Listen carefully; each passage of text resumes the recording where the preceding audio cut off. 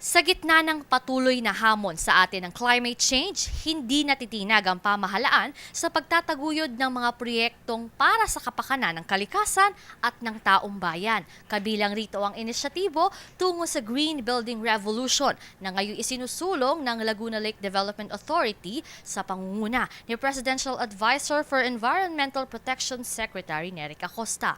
Dahil sa kauna-unahang pagkakataon, heto at mayroon na ring isang certified at accredited green building structure ang pamahalaan. Ito ang kasalukuyang himpila ng LLDA na matatagpuan sa loob ng National Ecology Center sa Quezon City. 4 na palapag na gusali na idinisenyo at binuo upang maging epektibo, angkop at balanse sa kalikasan. Una, energy efficient dahil sa kanilang sariling daylighting system at VRF air conditioning units na nakakabawas ng higit sa 12% ng kabuuang konsumo sa kuryente, habang 50% naman ang tipid sa tubig dahil sa sariling rainwater harvesting at water filtration system na nagre-recycle na ng tubig. Tampok rin dito ang tinatawag na green roof na hitik sa mga luntiang halaman. Dahilan upang mabawasan rin ng 11% ang carbon footprint ng gusali. Sa panahon na rin ng climate change at alam natin na ang Pilipinas po ay nasa tinatawag na classified as very vulnerable and one of the most vulnerable countries to climate change impacts sa buong mundo. Kaya ito pong mga green design, ito po yung tinatawag nating both mitigation and adaptation measures.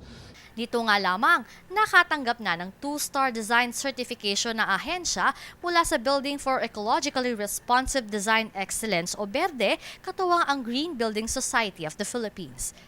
Ito po ay standards, napakataas po, at ito ang mga batayan kung ang isang gusali, isang struktura ay papasa na naging energy efficient, water conserving, naging climate smart, at naging sustainable at green.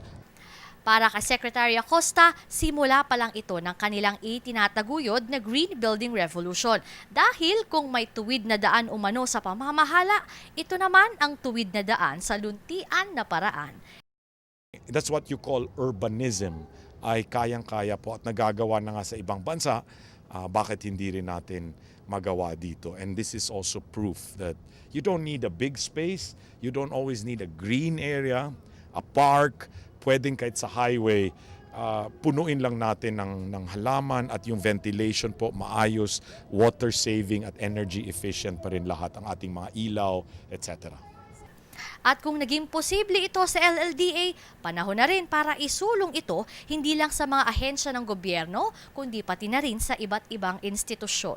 Biro mo naman po kung lahat ng building, lahat ng LGUs, lahat ng ating mga paaralan, lahat ng ating mga nasa probinsya ay green na rin.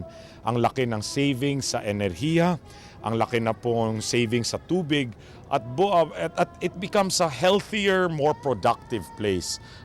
Mary Ann Bastasa, News Team 13.